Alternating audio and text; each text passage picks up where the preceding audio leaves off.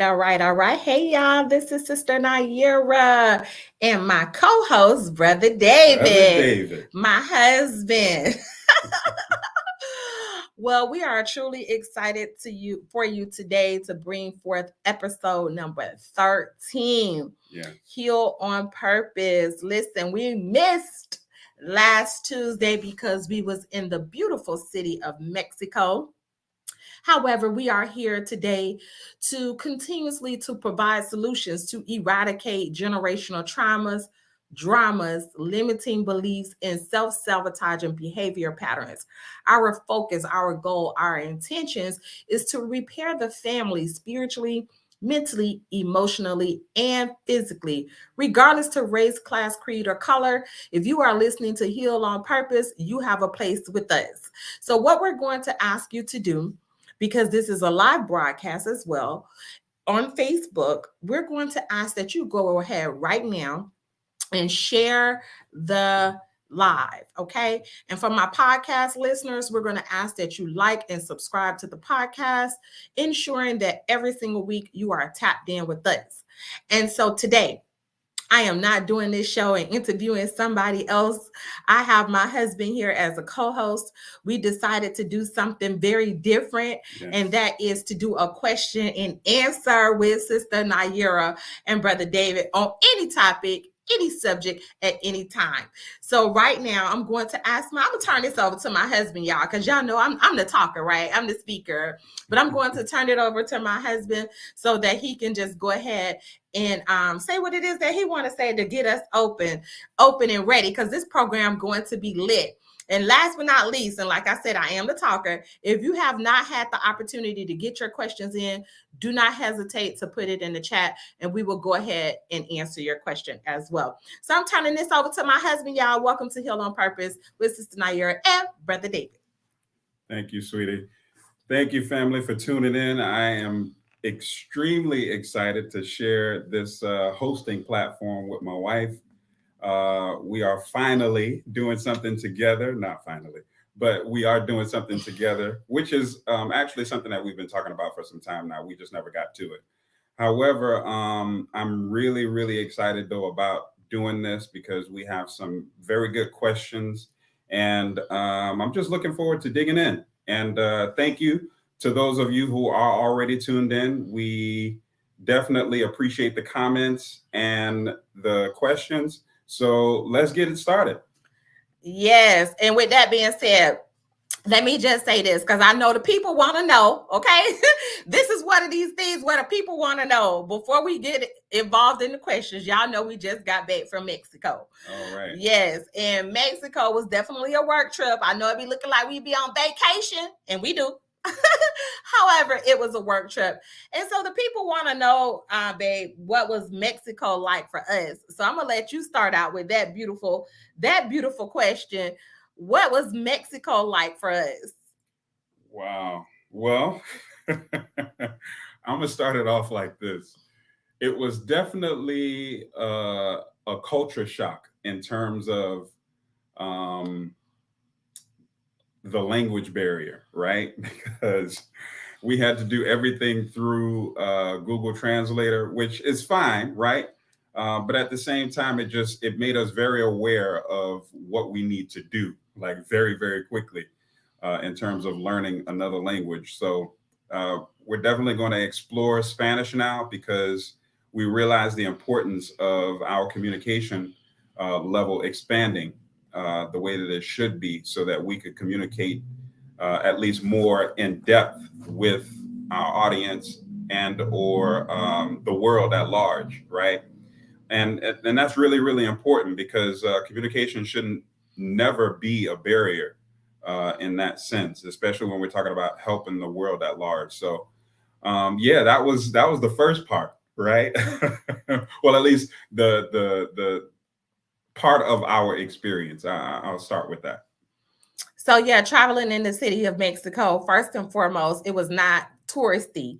Okay, so we went to Mexico City, in which, from my understanding, it is 5 times bigger than New York, and it was extremely busy. I mean, just walking down the streets, being in the what was it? The Uber, just seeing all of the different aspects of the culture was something definitely new for me. And for real, like it was a taco stand on every corner. Like, no, not just every corner. It was it was like 10 taco stands, 10 taco stands on one block. And there was nobody that seemed to be in competition. It's like if you went to that taco stand, you went to that taco stand. And so I just was able to see, the benefit of unity, of seeing the people working together. And then, of course, being able to go to the pyramids, it was definitely different from Egypt. And like my husband said, being able to understand the necessity level of learning another language. And so we are excited about being able to learn Spanish. We definitely are getting the what is it? The Duolingo. And so it's actually giving us another aspect of edification in our marriage and doing something together. Yeah. We're going to start these questions off, but we had a lot of relationship questions. And so to add to that, one of the things that we do as a couple is we strive to learn together so that no spouse is left behind. Somebody need to write that in my chat. For sure. Especially when you are married, you definitely want to have a policy in your relationship where no spouse is left behind. Because what I have found, as a life coach and previously married, that spouses can get left behind because, it's like you start out together, but you start to grow apart if you are not being edified together or in studying together and praying together and different things of that sort. So to learn Spanish together is going to be really excited. So that's for the people that wanted to know how was Mexico. That's how Mexico was. It was definitely an experience. Thank you, Sister Yasmin. That's right. No spouse left behind. That's right. All right. And those are, just put that in your mental note or in the chat, that Sister Nayyirah and Brother David's policy in our marriage is that we're not going to leave one another's behind, right? There's a no option to fail. No option to fail. Failure is not an option. Policy in our relationship. So that is a tip on relationship building. So we're going to get right into it, baby. Is there anything that you want me to say before I continue on? And again, if you all are just jumping in on this podcast today, this podcast is a question and answer with Sister Nayyirah and Brother David on any topic, any subject matter as it relates to the repair in the Black family. Okay. So is there anything that you want to say before I get started? No, let's go ahead on and dive right into the questions. No, I'm good. All right, good. And so we're going to ask our listening audience to continue to like and share. And if you have a question, then drop that also in our comment section. So the first question we have, I'm going to let you read that, babe. Sure. So our first question is, why do I have so much faith and belief and trust in Allah God, but I don't have the same for myself? Which is a really, really good question. So the way that I would answer that is validation, right? And the reason why I say validation is because a lot of times we look outside of ourselves for that idea of belief and or faith, right? When there is a scripture that says that faith without works is dead. Well, we know that, God is definitely doing his part. He always has and he always will. To me, I would just say that, we too have to pick up the same banner and make sure that we're doing the work necessary, right, to increase our faith and or belief, not just in God, but we are that representation of God in this time or in any time. Because God will manifest himself not just through other men and women, but through ourselves. So that's what I have to say about that, babe. What you think? Well, thank you, babe. That was actually really good. And to add on to what you already said, the first thing that came up into my mind is a broken people and how we have been conditioned to look outside of ourselves, to look to the heavens, right, above, but not look to look within. And that is, for me, that's it is a result of being made into a slave from a DNA cellular level, where our ancestors they didn't have time to believe in themselves, because believing in themselves would be a source of empowerment, and that was broken. We was broken spiritually, mentally, emotionally, and physically. So those things, regardless to what religion you're in, those things, it sometimes it shows up, right? Right. It shows up, and we're unaware, like we're not conscious that I'm putting so much energy into the God that you know that I'm from versus the God within me. And in the Holy Quran, it says that Allah does not change a condition of a people until the people change their own conditions, right? I'm paraphrasing. But um in addition, well, with that being said, sometimes it's very difficult for us to even look and face our conditions. So we're looking out, we continuously to look up versus look within. So I understand that's a conditioning. It's a part of the slave mentality that sometimes we operate from unaware. Right. So it's not a conscious thing. Right. It's unconscious, and this is why we have to constantly affirm and reaffirm our abilities. Sometimes we get into the process that we don't see the power from within, when we know we've read the scriptures, maybe, or we understand that that Allah gives us power, dominion, and authority. But it's the exercising of that power that, as you stated in your question, we don't believe in. And that is a constant thing where you have to show up. Listen to this. And if you all are listening, no matter who you are, where you are, you have to show up and do the work and affirm. This is like one of my affirmations. I am a God. God simply means force and power. You have the ability to have the force. You have the power. You have the ability to have power, which is to be able to influence your situations, your circumstances, your life, your family, your community, and anything else that it is that you desire to be, to do, and to have. So it's, for me, in just being in simplicity. I know I said a lot, but in simplicity, it's just reaffirming to yourself that you're a God, that you are a God, and then take action steps. That's what I'm going to say. Yeah. Take action steps to prove to yourself that you are a God. And so that will increase your faith in yourself as you begin to see the wins in your life. That's another thing, babe. You said validation. Count your blessings, meaning count your wins. Yes. And the more you count your wins in life, and it's okay, let me say that, because some of us, we think that that's not good. No, count your wins, right? And the more you count how you're winning in life, it actually increases your self-confidence, so that you could believe in yourself, because you've been in tough situations before, and you've been able to come through those tough situations, and you know that power then is not you alone, but it is a power within you. So I hope and pray that the person that asked this question, that would suffice enough.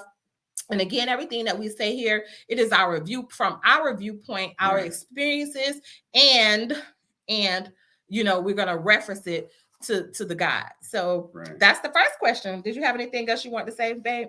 Yeah, I just wanted to add, I love what you said, sweetie, because I think about that word belief, and I break that down for myself, as I did some years ago. And what I came up with is two words, and that's be and live, or life, right? And be means to exist as, or to exist, and or to exist as. And live to me would represent the working out of, or the working out in, right?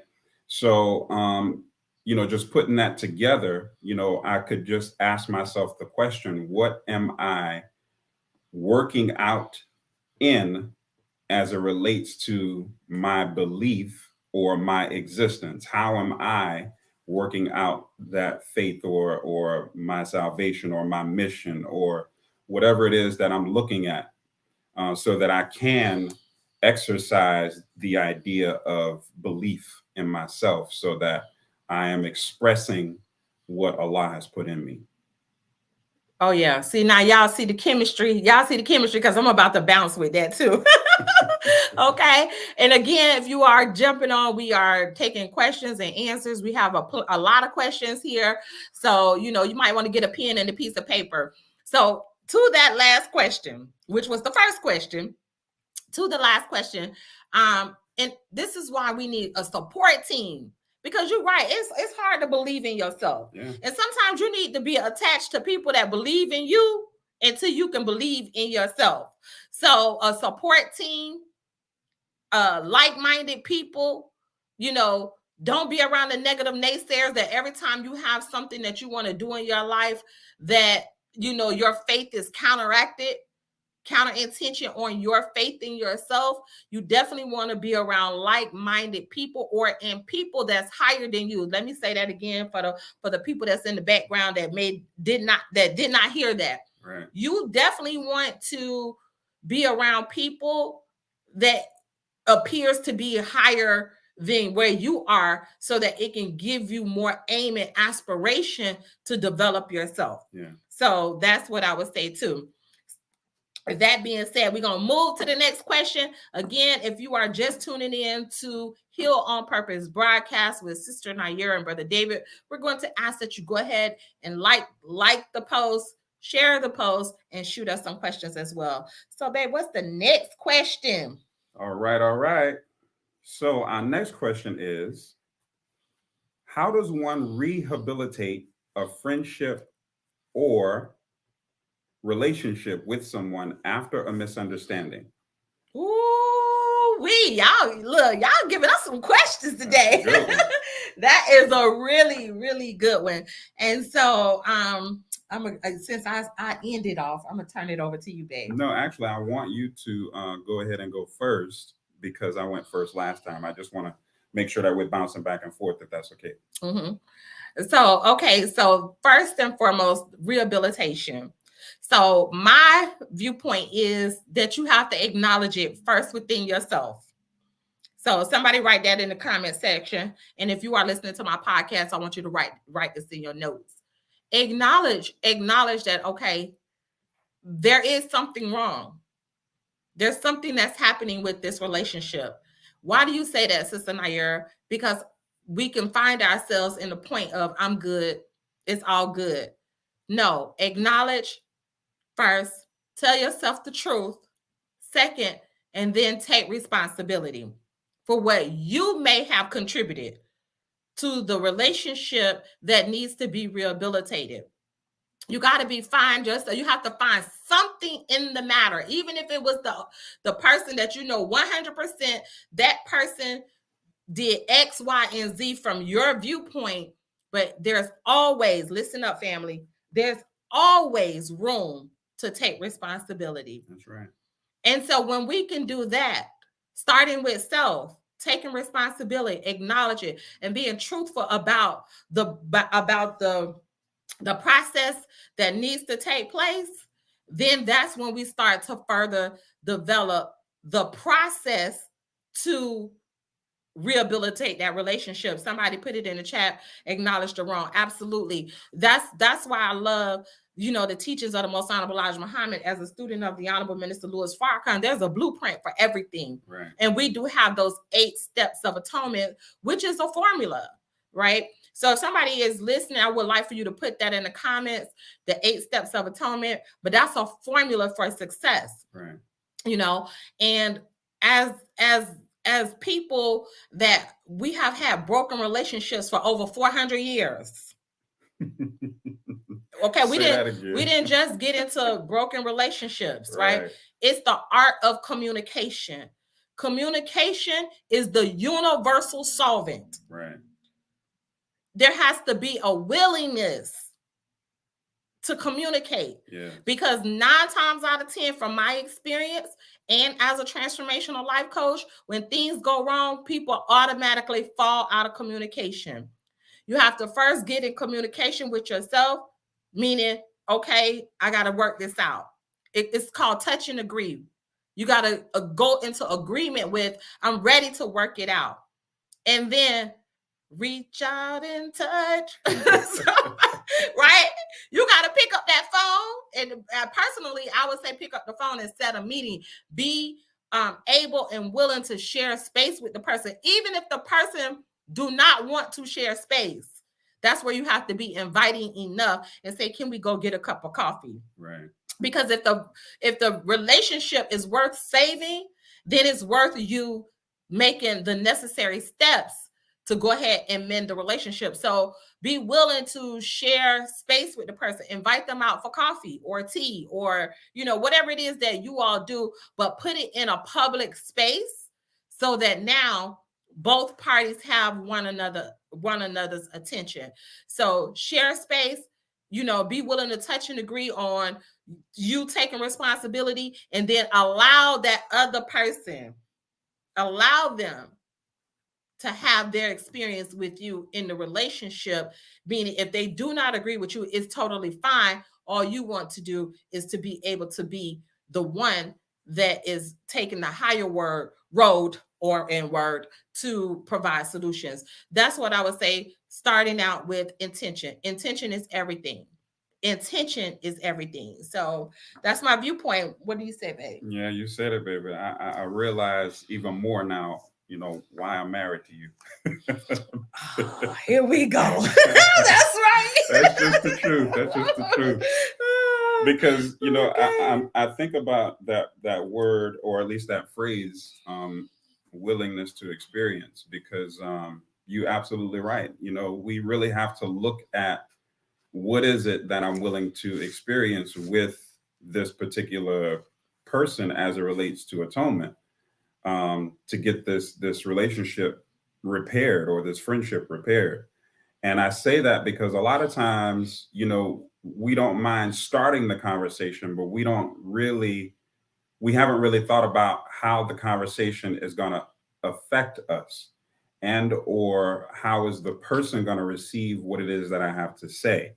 Right. And we just want to have a 360-degree viewpoint on how the conversation can go.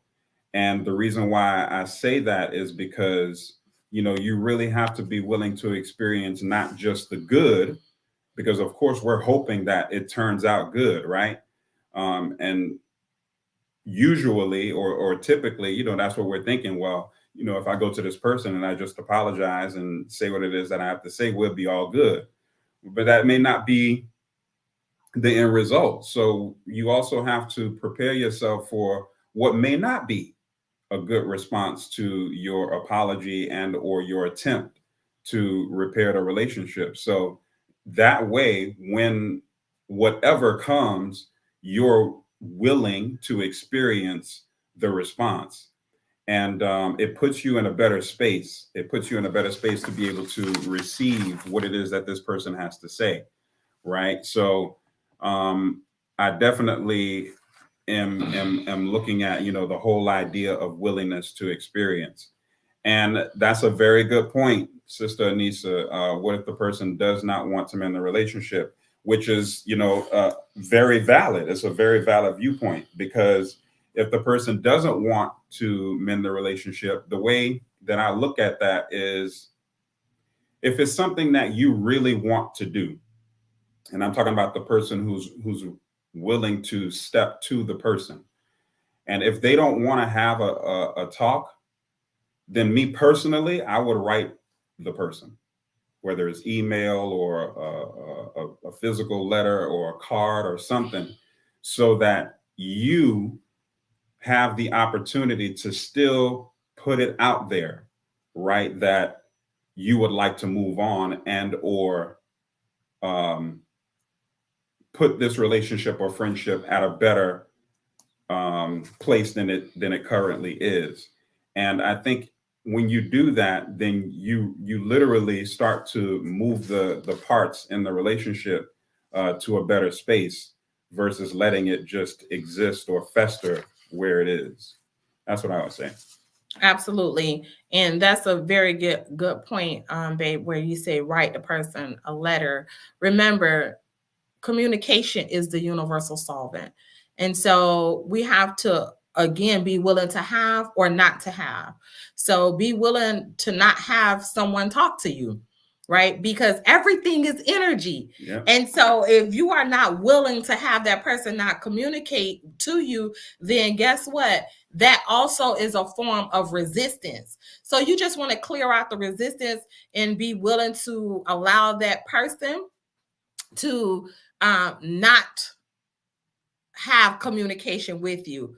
And so acceptance is a key form to repairing the relationship, because one thing I know about us as a people, we feel one another. Right. And so when that person feels that, regardless if we've talked or we haven't talked, I don't feel the same contention that I was feeling before, because you done sent them the letter. You've done the things that you felt that you can necessarily do to mend the relationship. Okay. Right. So be willing to allow that person to not receive your communication in the way that you intend for it to be. It's called this: peace be still with the matter. Right. Okay. Somebody go ahead and make a mental note of that, and put it in the chat. Again, we're still taking questions.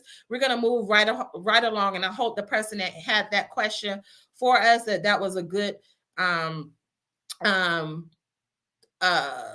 answer for you. And another thing too, I gotta say this just came to my mind: be willing to forgive. Yeah. Because 9 times out of 10, when there's a broken relationship, there is a hurt party. And if the hurt party is you, be willing to forgive. And if you hurt somebody, be willing to ask for forgiveness. All right. That goes back to the 8 steps of atonement. And I am aware that everyone that's listening is not abreast of the 8 steps of atonement that we have in the Nation of Islam, which is a formula to success in mending relationships. Right. All right, good. So the next question is, what is the key to long-lasting love? Hey. You got 23 years over here. 23 years of being happily married. Okay, 23. Right. Well, I know I can say a lot, but I'm going to pass this digital microphone over to my husband. Happily. And let me see what he got to say. Happily. So I appreciate the question, because from my vantage point, the way that I look at that is I never wanted a long-lasting relationship. I wanted a life-lasting relationship. Mm-hmm. And a life-lasting relationship was my fervent prayer, right? With the woman, hence next to me, that I love. And the reason why I say that is because I believe in commitment. I believe in loyalty. I believe in love. And I believe that it will last as long as I am willing to do whatever it takes to make this relationship or create this relationship to be life lasting. I'm not looking to get into another relationship. I'm not looking to have another relationship where my commitment is where it is, right? And so, like my wife just mentioned in the previous question, intention is everything. So when I communicate what I'm communicating, I am communicating it in a sense where I'm not looking for years to be together. I'm looking for a lifetime to be together.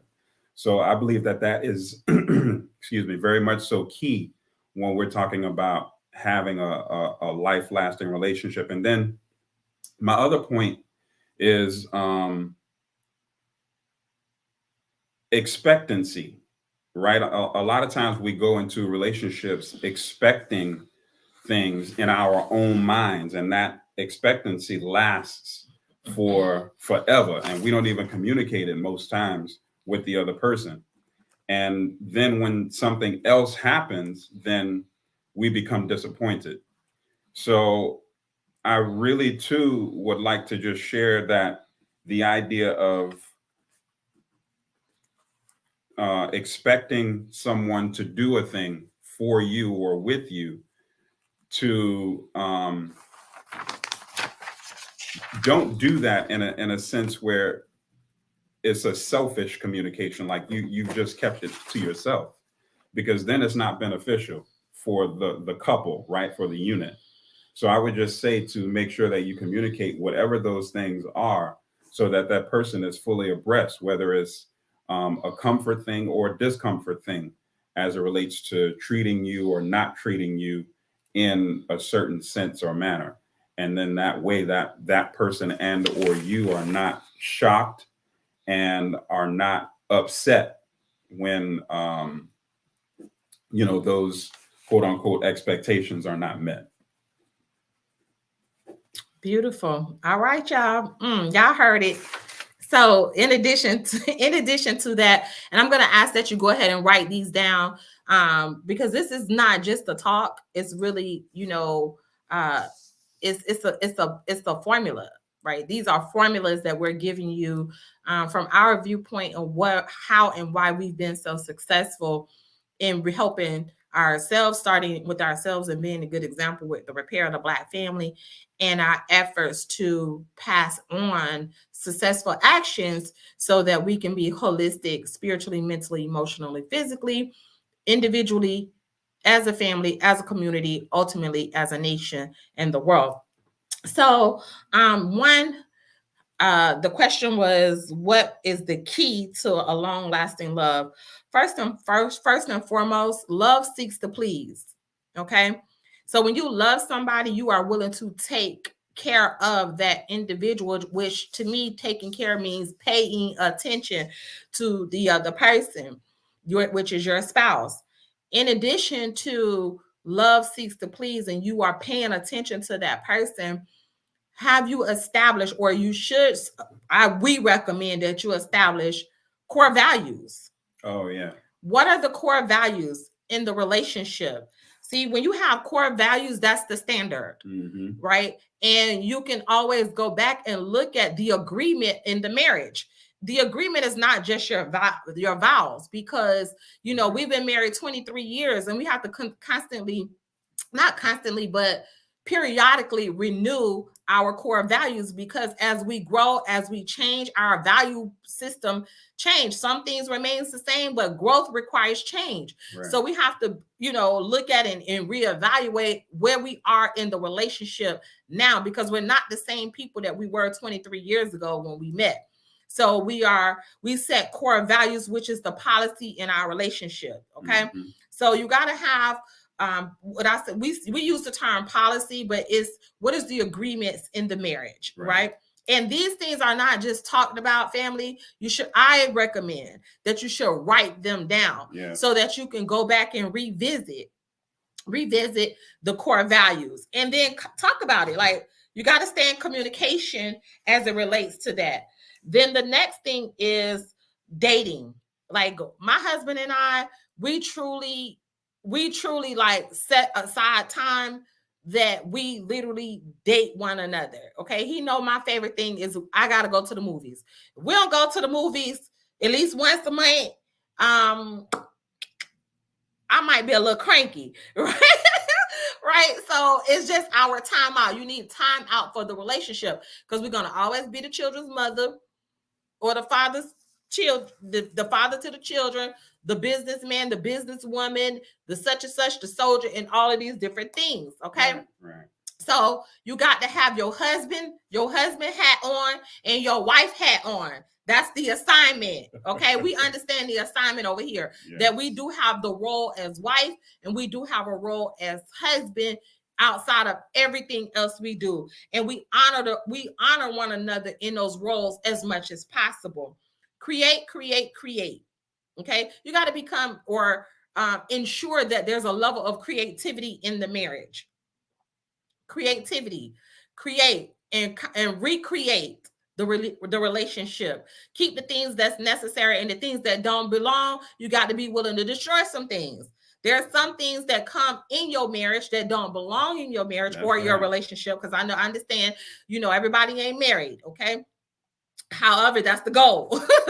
But you got to be willing to destroy things that no longer serves the relationship. Hey, family, if this is serving you, go ahead and let us know in the comments. Drop us some hearts, likes, and love so that we can know that what we're giving you is beneficial for you. So, you got to be willing to destroy what no longer serves in the relationship. And then another thing is marriage goals. You got to have marriage goals. For sure. That's how, listen, you have your individual goals because you don't want to be lost into the other person. Right. You have your individual goals, and then you got to have your marriage goals, and then reassess your marriage goals. Okay. So, that's what I would say as it relates to long lasting. My husband said long lasting life. Life lasting. I never heard that part before, but I got it. Thank you so much. Now, see, I just learned something about my husband. Okay. That's another key. Be willing to learn something about the person. We have this policy in our relationship where we just don't take it for granted that we know one another. No, it's always something to discover about that person. And, I know periodically I'll say that, I don't like for my husband to be so common with me where he forgets to, keep me like he got me. So that's what I would definitely say. I strive to continuously grow so that I'm a mystery with my husband at times, that he has something to look forward to. Right. Because 23 years you can get real common with the person, and that person don't be excited. And that takes you ever growing within yourself so that the next person with you not only is content with you, but they are seeking to discover you. Right. Okay, because I'm a gift. Yes. And this gift has to constantly be unwrapped. I gotta unwrap. As he's a gift. I'm trying to unwrap. All right, and I'll be constantly unwrapping him. Okay, and another thing is, I'm gonna stop because I could go on and on about marriage. Yes. Because first and foremost, I love being a wife. Yeah. Yeah. Let me just say that. Yes. That is a key. That is like key. I love being a wife. I do. Like it's a life goal. I love being a wife, and that sets the atmosphere, okay, to a happy marriage. Some people are married by duty. Okay, let me just be quiet because that might be Sister Nayyirah. Okay, no, this is not just a duty. I love the function of being a wife, right? And so that exudes in our relationship, and yeah, I guess that's all I can say about that. I love being a wife, and that's what helps to, I believe, my husband could say more, I believe that cultivates our marriage. I love calling him my husband. I don't refer to him as brother. When I do have to call him by his name, David, I be kind of like, oh, okay. I have to get a little comfortable with that.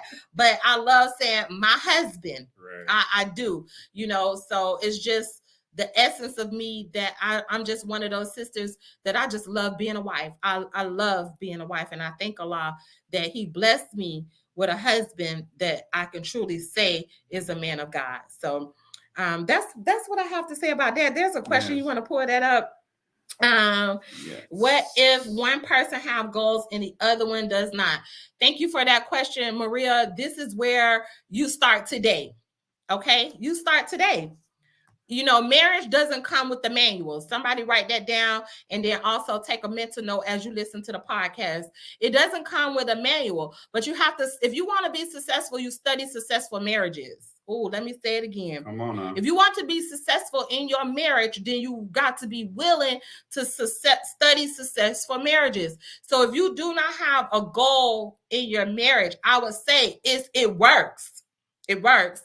Then have a goal setting session with your husband, right, or your mate, or the wife with the husband with the wife. Y'all come together and say, you know what, make it a challenge, babe. Hey, we're going to sit down and we're going to set some goals for our marriage. Where do you see your marriage 5 years from now, right. 2 years from now, 3 years from now?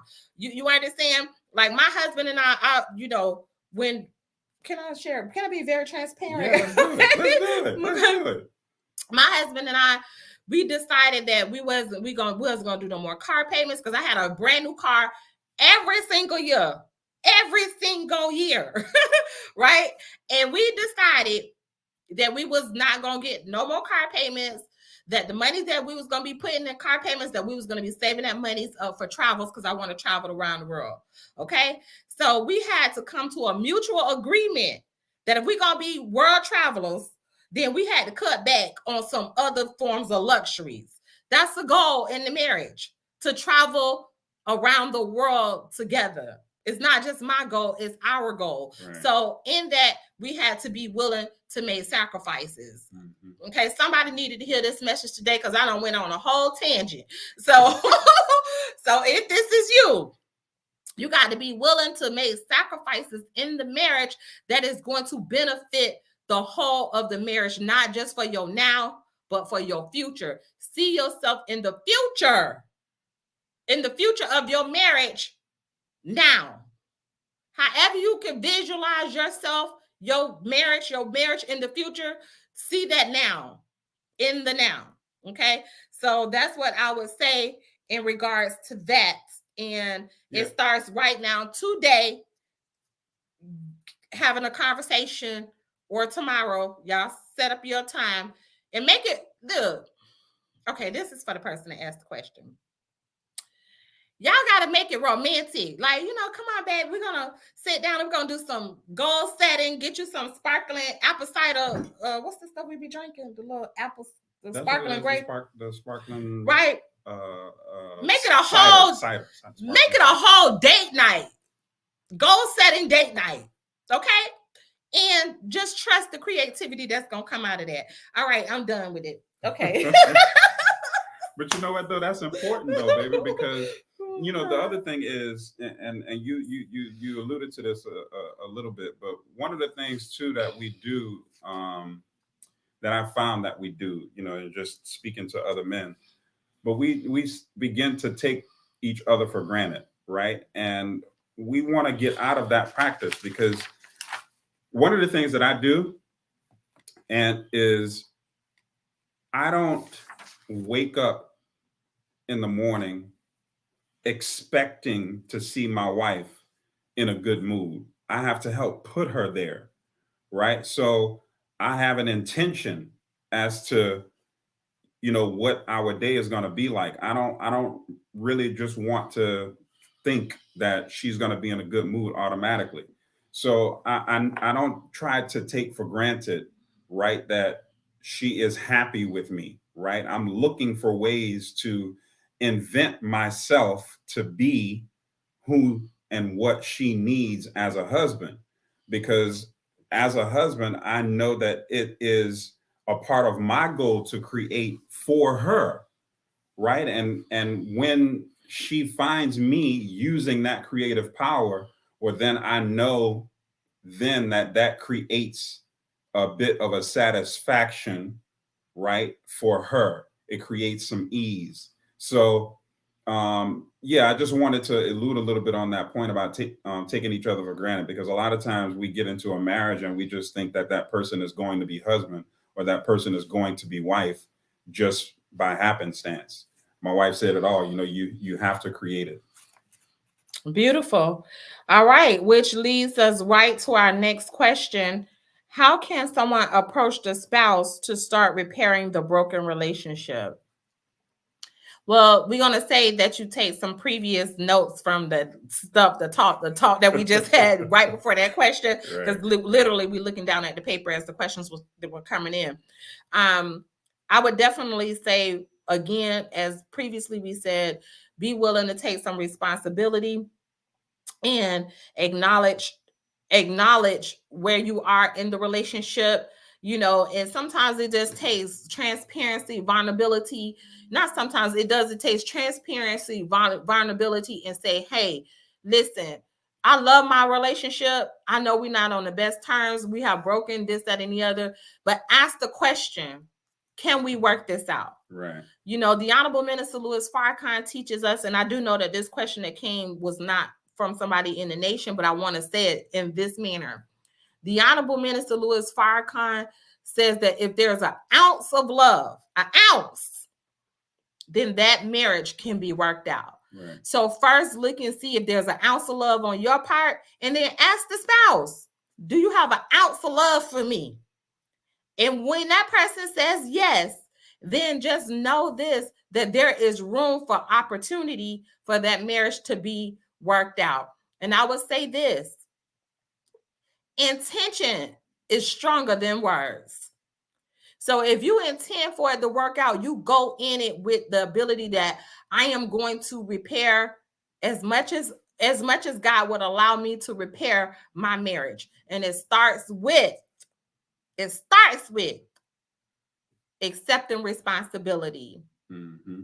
Okay? Yeah. Go in it with the intention that come hell, hot water, we're not gonna let this go unless there's not an ounce of love. Now, if the person don't have an ounce of love, then you just gotta be willing to have the relationship where it is at this moment. All right. So that's what I have to say on that, baby. Is there anything else before we go to the next one? Yeah, I mean, you pretty much said it all, and as you already mentioned, you know that we've kind of delved into this already. I guess the only thing that I would add is, you know, depending on what it is that has caused, you know, this sever in the relationship. Sometimes it can be forgiving, and sometimes it can't. You know, there are things that are limits and or boundaries for some of us, right? However, if there isn't, and I'm saying that because obviously in the question, you know, you're asking how can the person be approached? You know, sincerity, or like my wife said, you know, the intention of what it is that you are trying to communicate is necessary that it is communicated.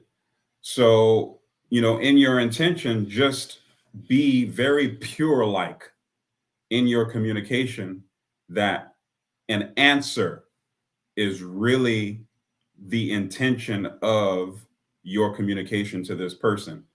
And I believe that if you communicate the answer in whatever it is that you do communicate, then it will pretty much turn out right. Because when you intend a communication to get to a person in the spirit in which you deliver it, then it usually arrives, right? That's just the natural way of things. So, you know, just really take a look at how I'm going to say it, and say it exactly like that, so that that person gets you fully and purely as you intend for it to be.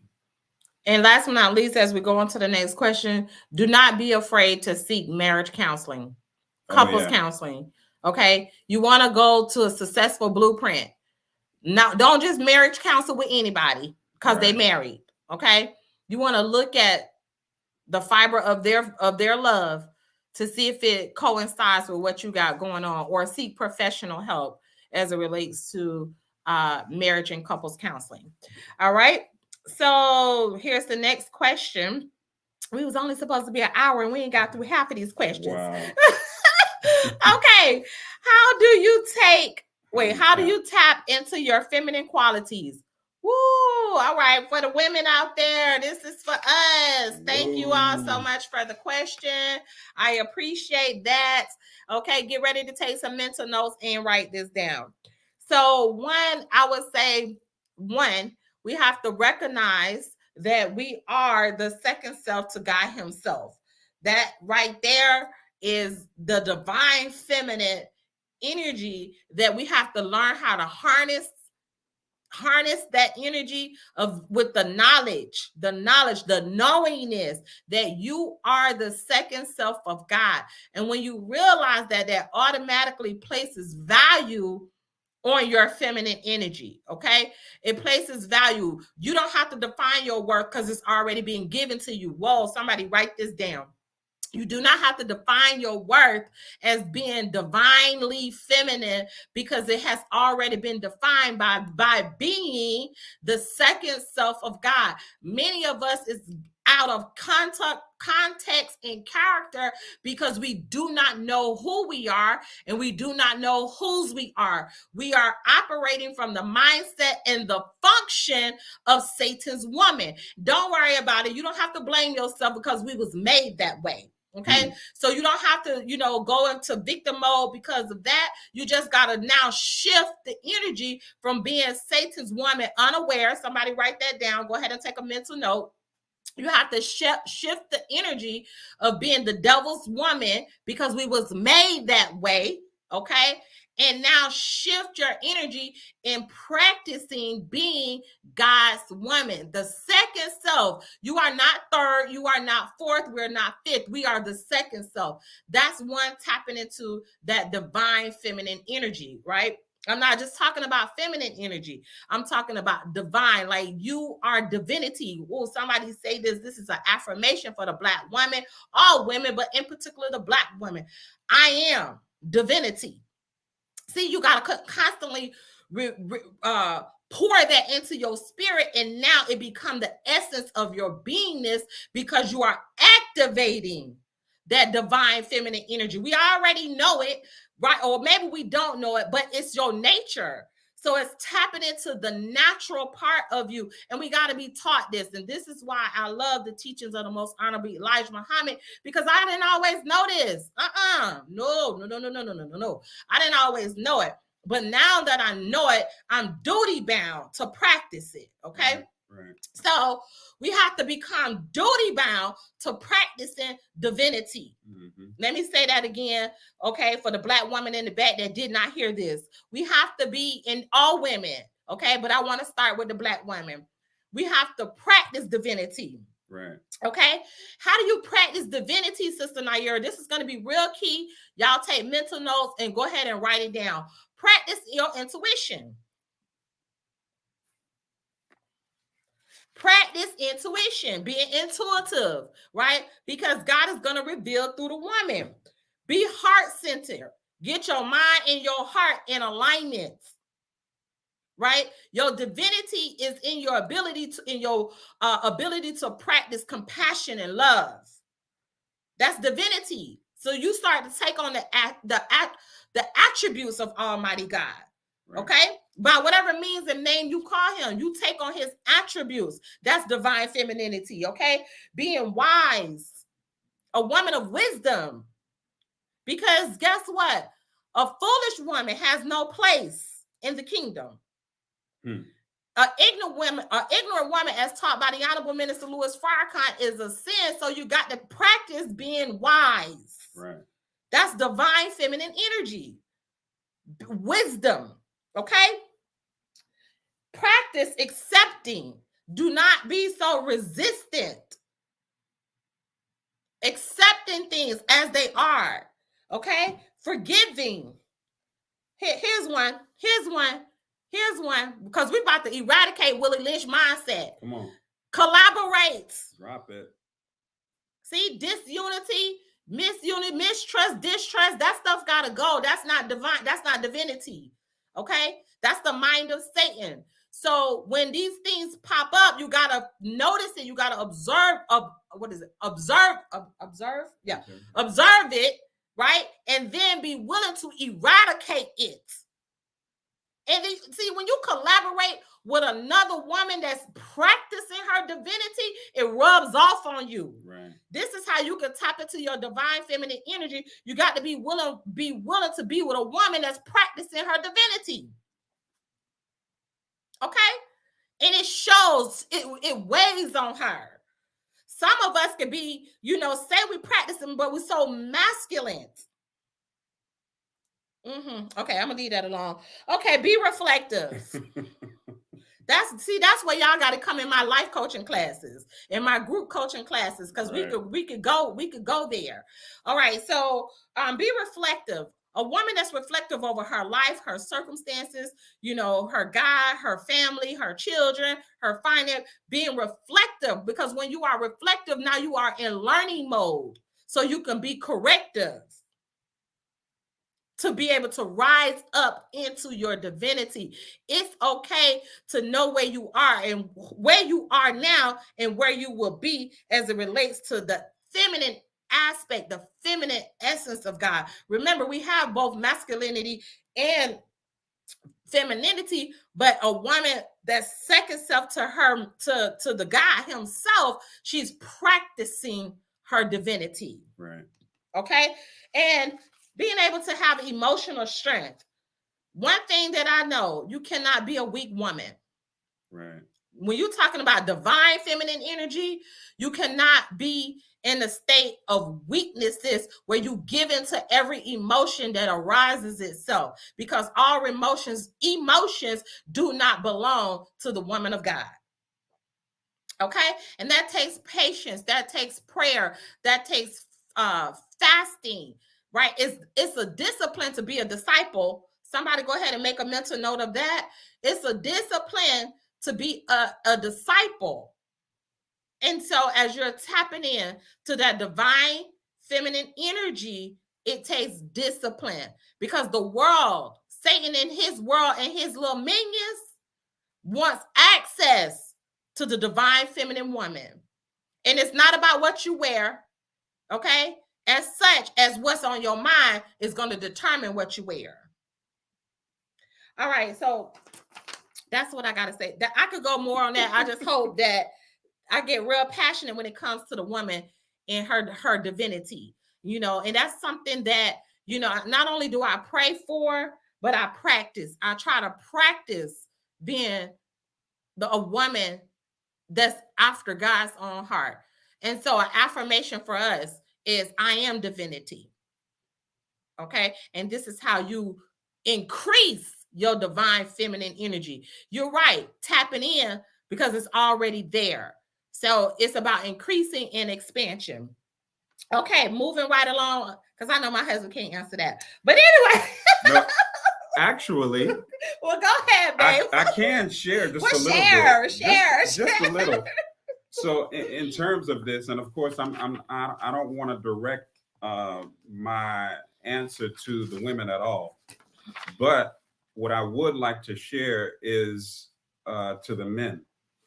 And of course, in the Nation of Islam, we learn that men are the maintainers of women, and in in depth of that, right, and not just surface level, because it's a lot that goes into that. But just as it relates to the question, when we're talking about divine femininity, it is, or there are attributes in which the man possesses as well when it comes to divine femininity. And my wife just used the term tapping in. And it is something, or there are characteristics in which we too can tap into from the standpoint of understanding. And the reason why I say that is because here it is, you have the responsibility, or we have the responsibility of a woman who is tapping into something that is divine. Well, there's an order, right, in the house, and of course is God, Christ, man, woman, and child. And from that perspective, you know, if we want our women to be able to communicate to us, and when I say our women, I don't mean that from a possessive quality at all. What I really am alluding to is the idea of we too being connected to that same divinity. And in order to be connected to that divinity, we have to understand it. Well, how do we understand? We have to know. Well, how do we know something if we're not studying it or trying to work it out ourselves?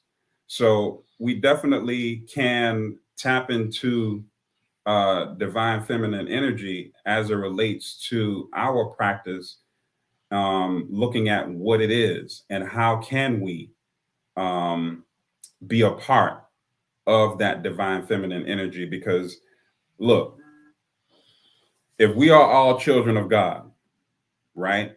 And God is who he say he is, which we know he is the ultimate, right?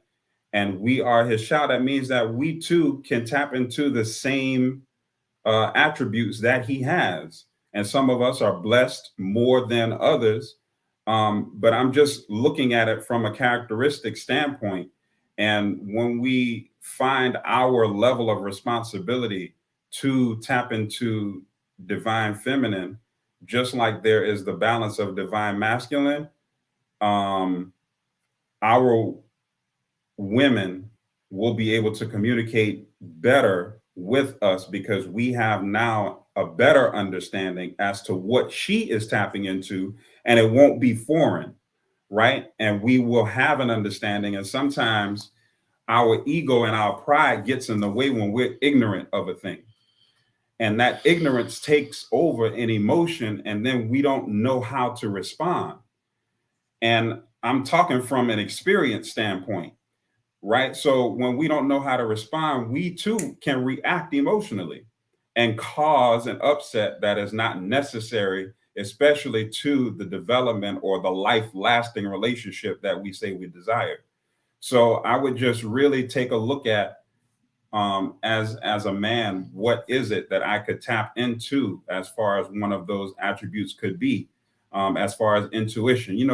Looking at our leader, teacher, and God, the Honorable Minister Louis Farrakhan, you know, I don't want to go too deep, but he too is styled as um, having feminine attributes. I mean, how else then could he have the mind necessary to the honorable or the most honorable Elijah Muhammad that the Christ wanted from him? How it wouldn't be accessible because he would not have the attribute called allowing, right? And allowing is a very deep attribute as it relates to the feminine or the divine feminine attribute of a woman.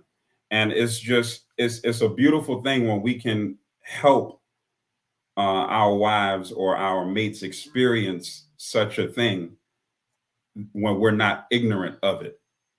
And really, when we educate ourselves more so on what uh, the divine is, then we too can have that same communication and or a communication like it, so that we are available emotionally, spiritually, intellectually, and even more physically for our wives.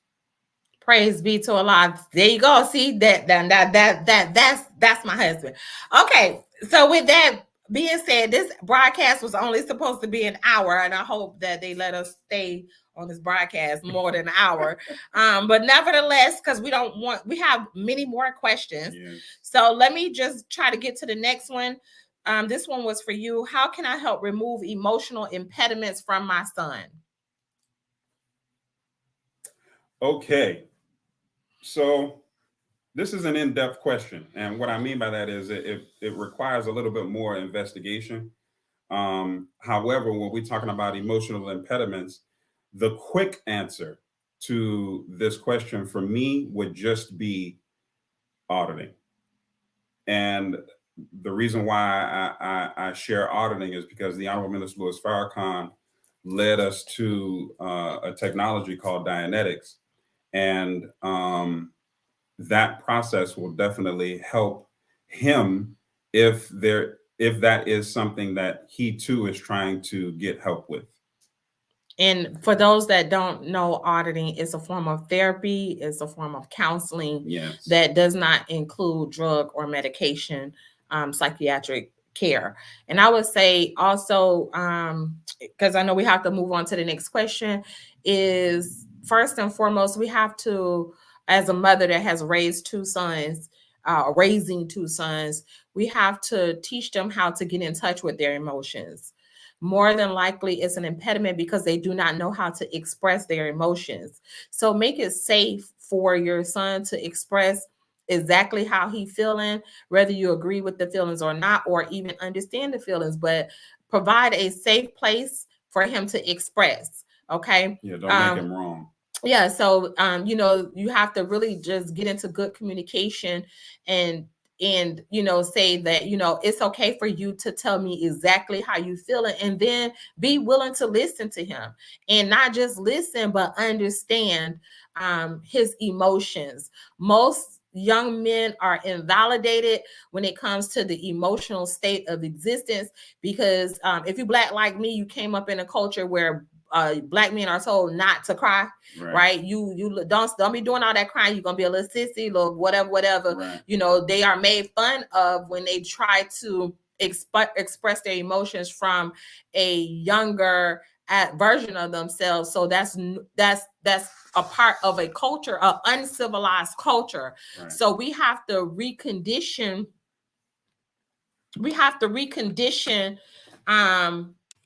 How our young men are tapping in or expressing their emotional states of existence. Okay, I don't know if y'all can hear me. It seems like we going in and out over here. So it's a conditioning and it's a reconditioning, and it really does starts with us as women, making it safe for our sons to be emotionally expressive. And then if there's no father in the home, I would say get a sound mentor for your son. Definitely you want to have someone who you know, who you trust, who you admire, and that has a healthy, evolving, healing relationship with themselves, or they don't suffer from emotional impediments. That would just be some of the things that I would say in conclusive with my husband. Mm-hmm. And it's really, really, really important to have a mentor, no matter where you are, whether you in the nation, not in the nation, wherever you are, you got to be able to have a sound brotherhood, sister, or your brotherhood to help, or mentor to help him emotionally express himself. But everything starts in the home. And if there's no father that's in the home that can help you do that, those are some of the things that I would say. We hope and pray that that answer is suffice enough, or it gives you stepping stones to help with that. Okay. And again, we are representing the Repair of the Black Family Foundation. Right. So all advice and suggestions, we are coming from that perspective, as we are using principles of our faith and different knowledge and aspects and tools that we've been able to learn throughout life and experience. So by no means are we representing any other entity that can be held accountable for what we're saying. All right. So thank you very much. And with that being said, okay. Benefits of detox. Hey. Yes, benefits of detox. Now y'all know I love the detox. I'm the detox queen. Okay, I'm the detox queen. Okay, so we're just gonna run through these really quick.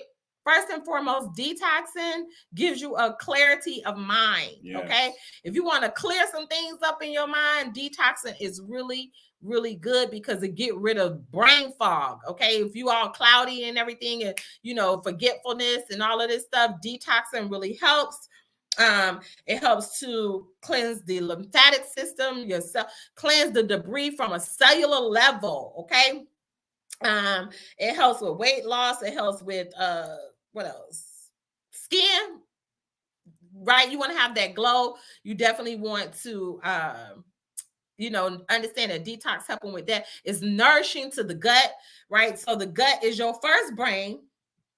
And if you want to clear your mind, clear your guts. Somebody write that in the chat, in the comment section.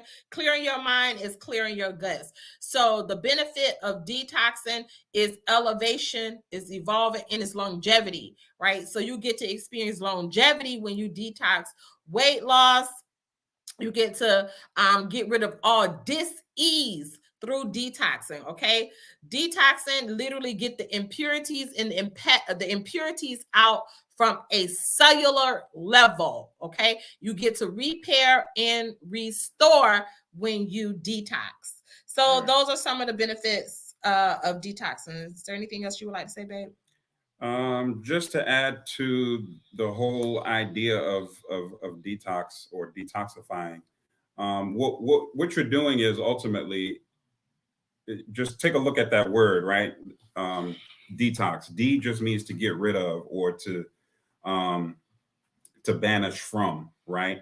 And then tox is just short for toxicity or um, uh, what's a word? Just the stuff that's not good for our bodies, right? And detox is not just a physical thing, it's also a spiritual thing. So you can definitely get rid of the things that are just impure or things that are not good to you and for you.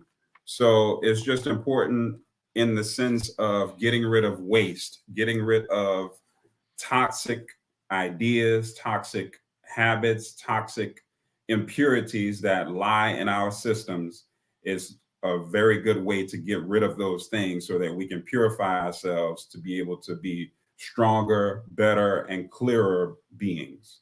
And what comes to my mind, and then we'll move on to the next question, especially when it comes to building the kingdom of God on earth, right? The spirit is willing, but the flesh is weak. And so we have to be willing to strengthen the flesh. Okay. And detox helps with that because, you know, a lot of times we have the spiritual fortitude to do some things, but the physical necessity, the body can't house the spirit. So you want to make sure that you are physically fit in order to house the spirit of God. Remember, your body is the temple. So if you want to evolve to higher states of existence and to higher states of awareness, fasting is definitely a part of it. And Right. fasting and in fasting, you do get detox, but there is also specific detoxes that you can do to fast. I'm sorry, to detox different aspects of the body. Right. Okay. So detox and fasting is in the same, but it's not identical as the same. Right, okay. right. So we definitely want to be clear on that. And listen, if you want more information on detoxing, then definitely Sister Nayyirah and Brother David can help you as it relates to detoxing, okay, and regenerative health. All right. So the next question is, and let me know, family, if you all can still hear us. And if you have any questions, don't be afraid to shoot us some questions. All right. So what do you do if your child is being bullied at school? My goodness. Okay. All right. So I'm going to take a step back. And because I do know what I want to say as far as your child being bullied at school, but I'm gonna let my husband say something, and then, well, not let, but I'm gonna pass the digital microphone Okay. It's over all right. I know to what you. mean. Okay, good.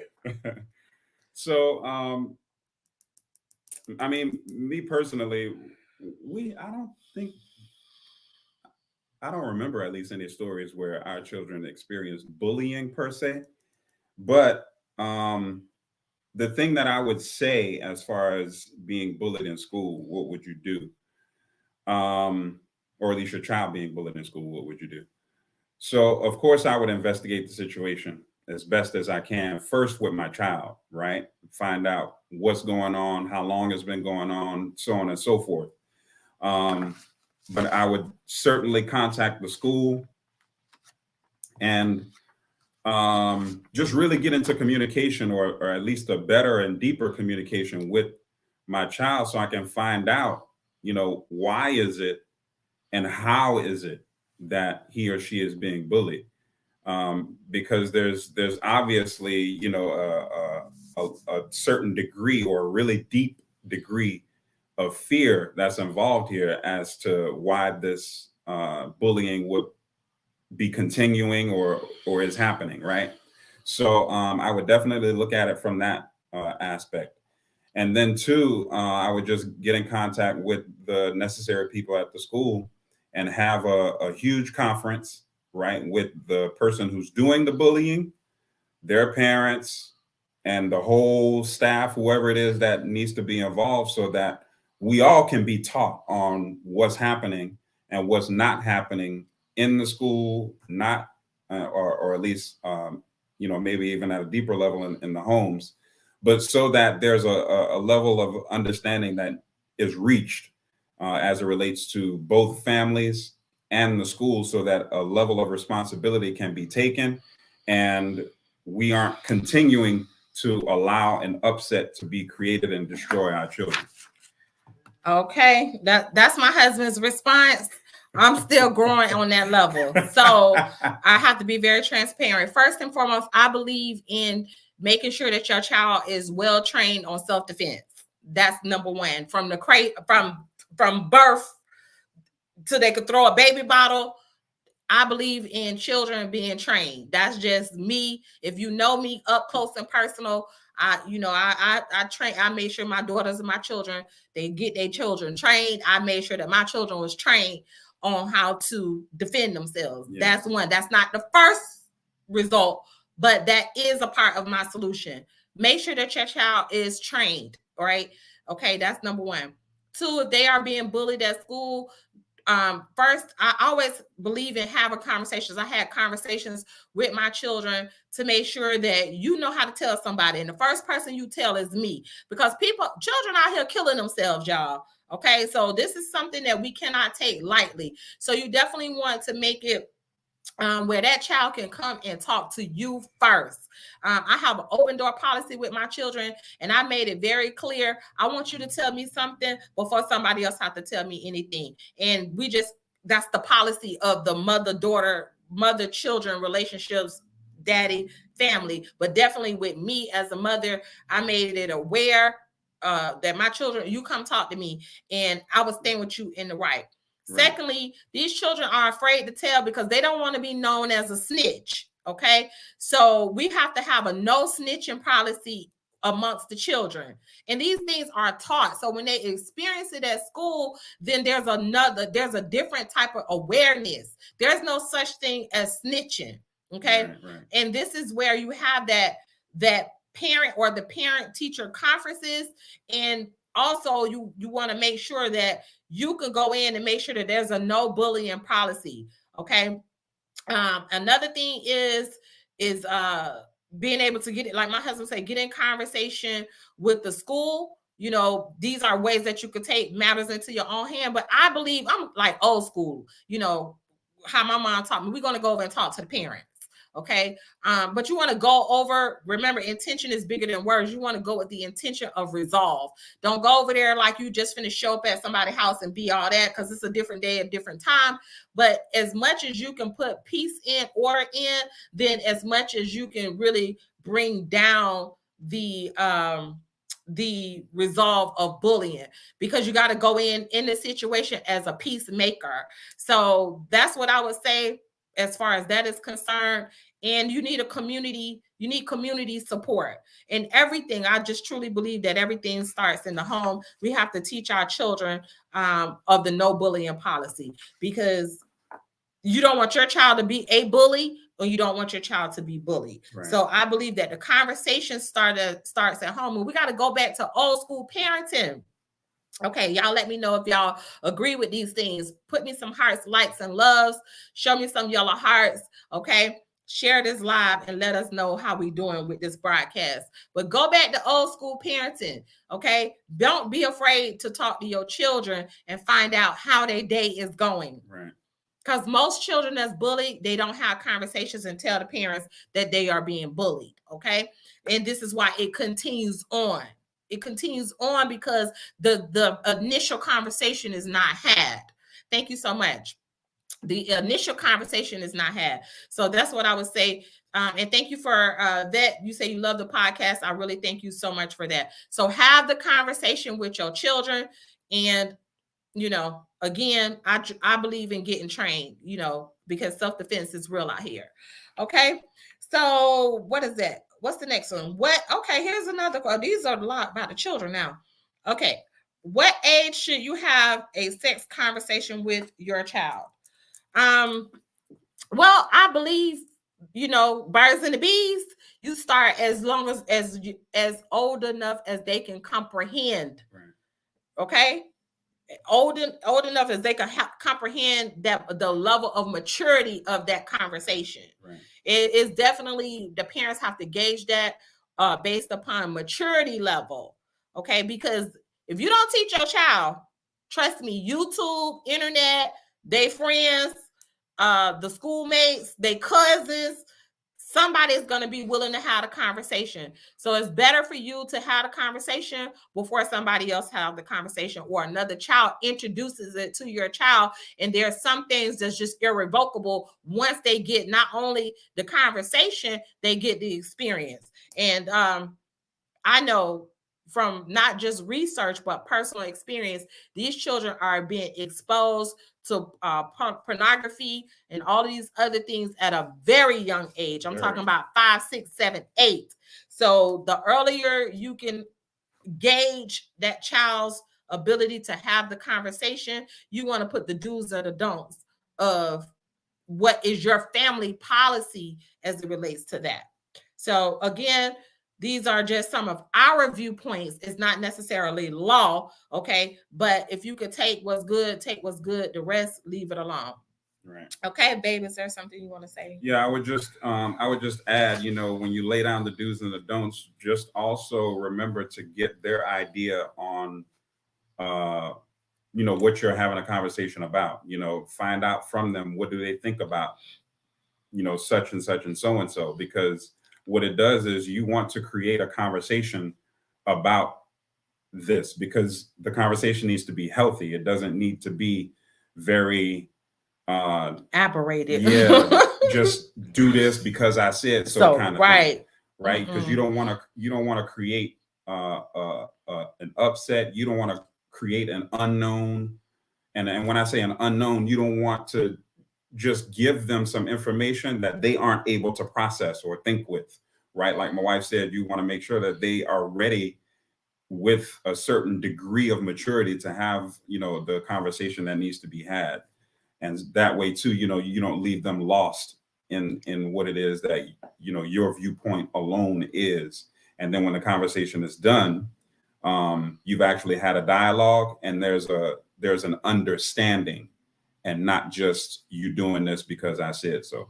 Right. You don't want to put fear into the conversation. And I think that's one of the successful actions that we've had as parents with our children. Like, we have family meetings. We've always had family meetings. Even now they're adults, and married, and they spouses come to the family meetings. Yeah. So you want to have a safe zone where the children can put anything on the table and you have that talk. So depending on the age that they can comprehend the conversation, then you definitely want to have a communication so that, it's a healthy dialogue. And it not only for, talking about sex from them having sex with consent. Children are touched these days, little children. Yes. And 9 times out of 10, it is not coming from a stranger. It's coming from somebody that they know. So you want them not to be afraid and say, hey, such and such is going on. And then they know that it's safe to talk about it with you. But if you are afraid to have the conversation, then things can be happening to your children and you would never know.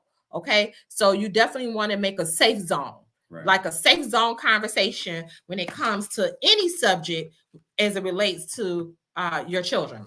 Yeah. All right. So there we go. That's that. And again, I hope that serves as an answer or a solution. Remember, we're talking about Heal on Purpose. This is a podcast that is going to help repair the Black family. We ask that you continuously support the podcast. If you're listening from our live Facebook page on Repair the Black Family, you can donate stars so we can continue with the mission. As you can see right here, you can donate to the PayPal, as we're going to continue to bring content that is going to be a healing balm for the family.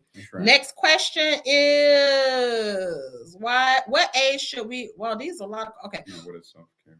No, what age should we have? Okay, yeah, I'm sorry. Why is self-care important for boys and men? All right, I'm gonna let my husband go ahead and talk on that.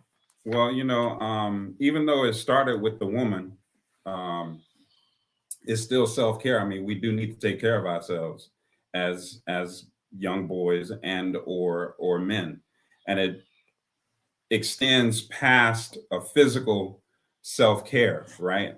We just really need to be in touch enough with ourselves to have conversations with ourselves, as far as, and when I say conversations, I just mean affirmations and the type of writing that we need to involve ourselves with, as it relates to developing our relationship with ourselves and with Allah God, because it's important for um, you to begin to develop that relationship with Him, and that connects you more with yourself, and that self-care is such a necessity, especially these days, because the disconnect is deeper, as it relates to men from, like, there's this idea of, babe, this toxic masculinity thing, and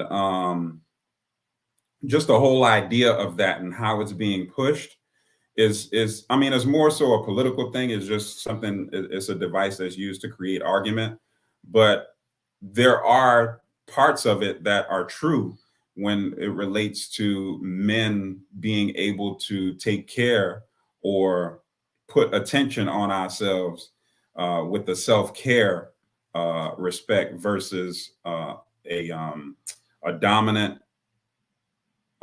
male domination, or chauvinistic, or the typical things that we hear in the media today as it relates to men, and our disconnect to women and or children.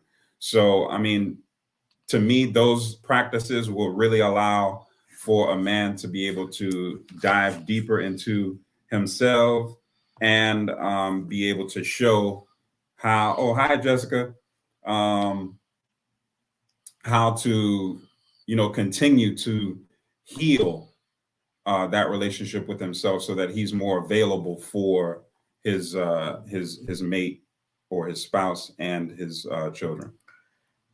Thank you, babe. And I just want to say this from the viewpoint of raising two young adult males and being married to my husband. From my viewpoint, it is really important for men to have self-care,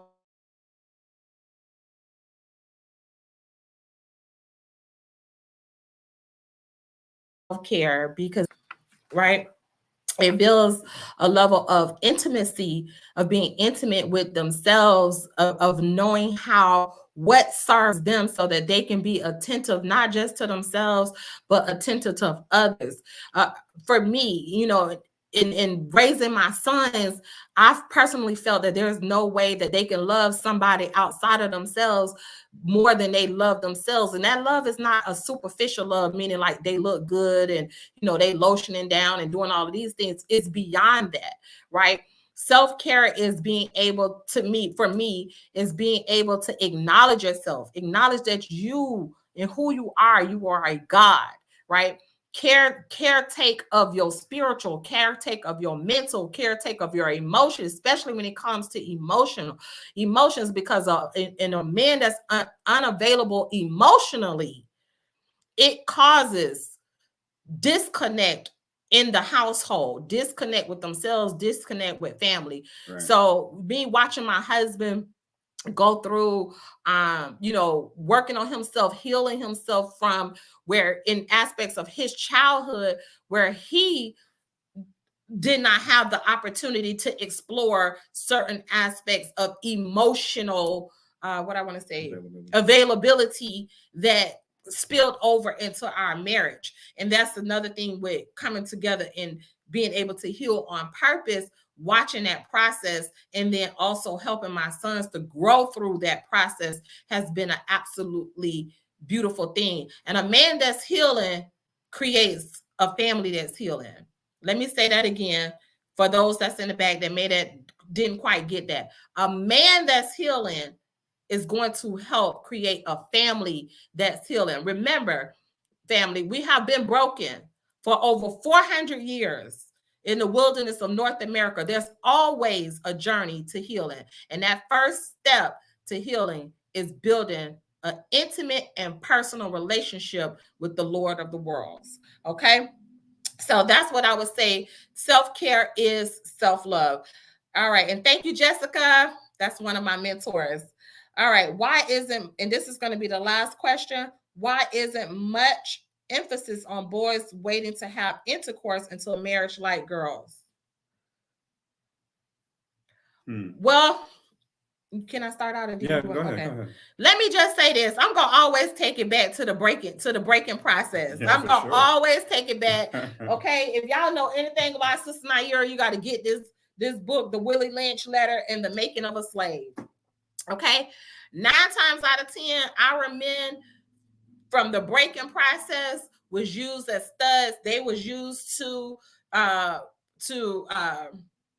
what's the word I want to say? They was used to, populate the planet. So they was used for that. Populate the plantation. Thank you.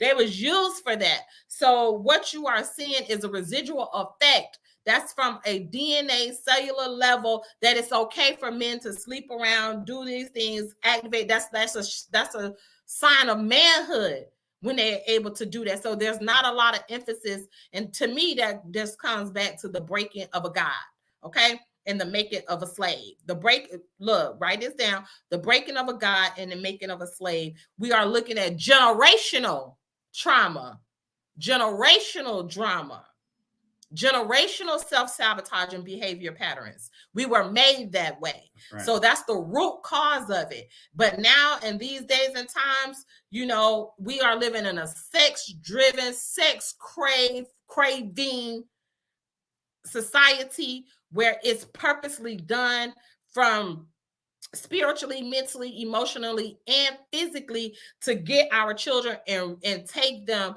from their nature and make them into the bestiality mindset that the enemy has for us. That's a part of the destruction of the family, in particular, the Black family. Right. So that's why I would say it's so much emphasis on girls, because, when it comes to girls, versus it is boy. And really, honestly, in this day and time, I don't know. I don't see it quite as wholesome as it was when I was coming up. It's like it's open game unless you got some moral standards about yourself. Right. But the way this society is making it today, and we got babies. You should have got it from me, Jessica. I got these books on my website, girl. Babies are having babies, and we are not we're not being groomed the way we used to be. Babies having babies, and the psychological effect of Willie Lynch is real out here. Yeah. So that's what I have to say about that. Nevertheless, that's all that. Those are all the questions that we have. Whether we have family, it has been truly rewarding. Yes. For us to sit as a couple with our mission to repair the Black family, which is going to repair humanity. We pray that we have offered some valuable insight and solutions to help you individually, as a family, as a community, as a nation, as a world, to be able to have effective strategies, insight, care, love, right? To be able to heal on purpose. The first stage to healing is recognizing that there is a problem. And once you identify the problem, then you have to be solution-minded. There's a healer for every family. So somebody is going to benefit by you taking charge of your healing. And so we ask that you tune in to Heal on Purpose podcast. This is a special episode, but you can download it on all major podcast streaming. We're on Apple Podcasts, Spotify. You can continuously look at our YouTube channel. In addition to that, we ask that you support the foundation. We have our book. Okay, this is something that you can have on your coffee table. The Repair of the Black Family. 33 powerful authors that's going to walk you through a journey of healing, telling their stories, words of encouragements, lessons learned, and then guess what? Action steps to get in action. It's not just a plan, but it's an action. Okay. Yeah. So you can get that book on our website at www.repairtheblackfamily.com, or you can go to Amazon. We are Amazon international best-selling author. So this is a book to have. If you do not have this book, then I'm just going to truly say humbly, you are doing yourself a disservice. So go ahead and get the book. Do not hesitate. If you do it Amazon Prime, you can have it by tomorrow. Okay. Go ahead and get the book. We love you too. Thank you so very much. The next thing is, as it relates to activating your superpower. Sister Nayyirah has now launched her group life coaching. Okay. This is going to be launched, it's actually launched today, but it will start October 6th. 4 weeks, 1 hour with Sister Nayyirah, giving 7 strategies to activate your superpower. If you have ever felt stuck, or if you've ever given away your power, aware or unaware, okay, you want to increase higher states of consciousness. You want to increase communication. You want to be more consistent. You want to have the power to influence, look, and manifest. You want to reset, release, and activate. Unbeknown to you, you have different layers of powers that has yet to be activated. So you want to get in this class. You can definitely register for it today. It is limited spots. You will get a copy of our best-selling book, which is the Repair the Black Family Anthology. You also can go through the website, sign up today. 20 spots, only 20 spots, because I want to be able to give my full and complete attention to this mastermind coaching program.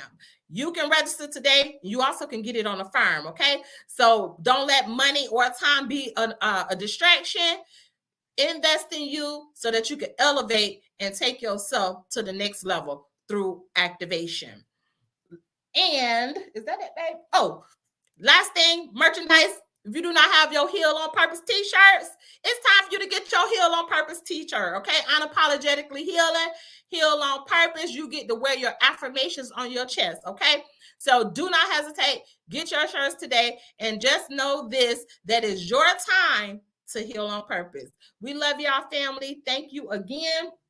Oh, I forgot. We're going to Egypt. Yes, we are. We are going to Egypt, and it's not too late. We do have 3 spots available to go ahead and take you back to the motherland, okay? So that you can also experience 7 days, 6 nights, up close and personal life coaching with Sister Nayyirah and Brother David. Okay, if more information, text 727-623-5555. And trust this, it is going to be just immensely contagious when it comes to activation. Yes. All right, you will not be the same. And so with that being said, I thank you so very much. We love y'all for real. Okay, is there anything else that you got to say, babe? I just want to say thank you for the questions. I appreciate the opportunity to help just provide some insight on some of our difficulties as it relates to our families individually, as a husband, as a wife, as a couple, and just share with you our experiences so that it could help you better be able to tackle the unwanted or the obvious things that we entertain in this lifetime. So I just really appreciate the questions and allowing us your time to spend with you to do so. And I like to thank my wife as well, because I was able to sit next to her, y'all, and do some real coaching. So it's been beautiful. Like I said, thank you for your time, and I can't wait until we do this again. All right, thank y'all. Y'all go ahead and study this. This is a message to be studied. We love y'all, and we are out of here.